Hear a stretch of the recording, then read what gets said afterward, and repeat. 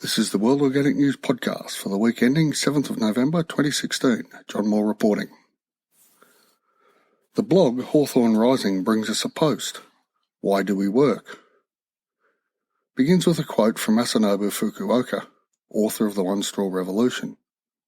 Quote, I do not particularly like the word work. Human beings are the only animals who have to work. I think this is the most ridiculous thing in the world. Other animals make their livings by living, but people work like crazy, thinking that they have to in order to stay alive. End quote. The post goes on to suggest we currently work in order to cover bills, debts, etc., and then ends with the sentence, quote, it wasn't always this way, and needn't be in the future either. However, we would have to change our expectations drastically. End quote.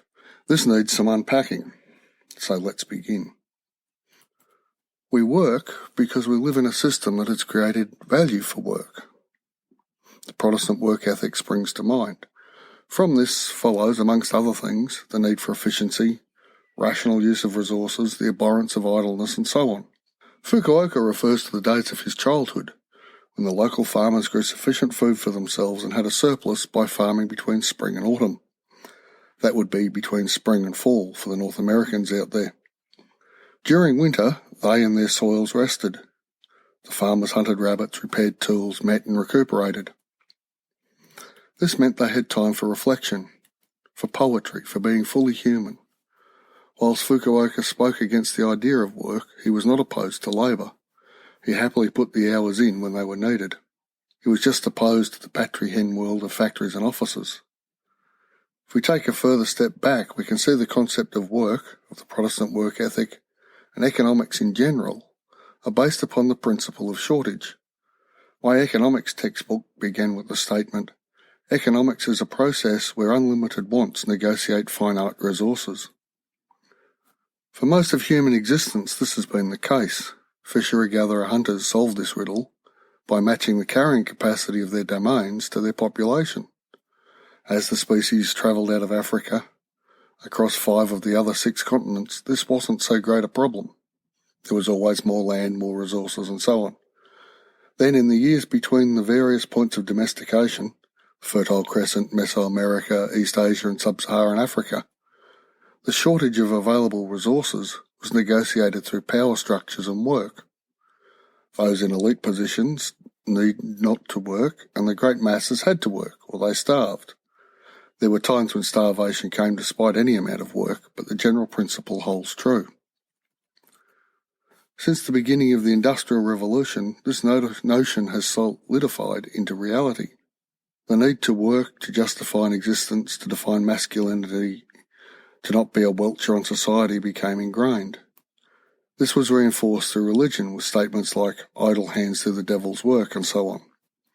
This is the system which forced the notion of efficiency and productivity onto the farmers of Masanobu Fukuoka's part of Japan.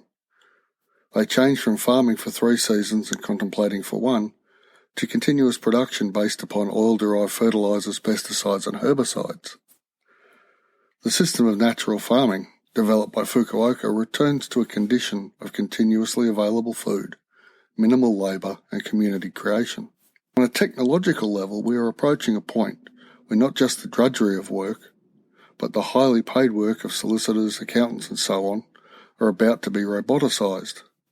That is, the routine, repeatable parts of all jobs are about to be replaced by machines who do not take holidays, become ill, strike or even demand wages. Budweiser ran a proof-of-concept delivery across Colorado last month with a self-driving truck. Think of how many people are employed in transport. Think of the routine jobs in admin in the transport sector, which will also be replaced by artificial intelligence as the truck, cab and hire car drivers are removed from the road by self-driven vehicles. We are moving from a world where scarcity defined our context. From this followed the dignity of work, the despising of the lazy, and a questioning of the value of the creative. Once 90% of us don't have a job, how do we eat? How do we define ourselves? We are entering a new era. Fukuoka has shown us one way we can feed ourselves, be fully alive and labour with purpose and creativity. We are all heading into a world where the meaning of work is changing. We can and must ask ourselves how this world will function and what will be our purpose in this new environment. We can all make preparation for the transition coming, the transition from post-industrial revolution to the Web 3.0 revolution. Change, as I say, is upon us. The blog Agweek describes the struggle between organic egg production and factory farms. Its particular focus is upon the factory-like animal welfare status of so many organic, in inverted commas, farms.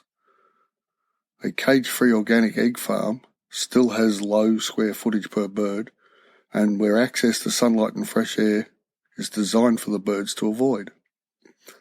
These conditions are not acceptable in an organic farm, yet animal welfare, at least in the US, is not part of the organic certification process from what I can work out. This holds true for dairy farms as well. In these so-called organic units, cows are stall-tied and conveyor-fed as per industrial farms. The difference is the feed is from certified organic suppliers, and this all sort of misses the point. It is not dissimilar to providing an open plan office for humans as opposed to cubicles. The humans are still tied to their desks, even if the cage is now gilded. But change, as I have said before, is upon us. The blog Augusta Free Press posted a piece entitled "A Paradigm Project for the Future, Location Morocco." This post discusses the correct use of resources in a development project to achieve sustainability and longevity. Discusses a particular development project in Morocco. The point I draw from this is we have time to change our food production systems. The social changes coming will be seismic, but we will still have to eat. We can prepare for the change. The late Bill Mollison, in a quote from my tribute episode, summed up what we can and must do. Quote, "The greatest change we need to make is from consumption to production, even if on a small scale in our own gardens. If only 10% of us do this, there is enough for everybody. Hence the futility of revolutionaries who have no gardens, who depend upon the very system they attack, and who produce words and bullets, not food and shelter." End quote. Maybe, just maybe, this time as a species, we can transition through change peacefully. It is indeed my hope. And that brings us to the end of this week's podcast. If you've liked what you've heard, please tell everyone you know any way you can. I'd also really appreciate a review on iTunes or the podcatcher of your choice. This helps others to find us. Thanks in advance. Any suggestions, feedback or criticisms of the podcast or blog are most welcome. Email me at podcast@worldorganicnews.com. Thanks for listening, and I'll be back in a week.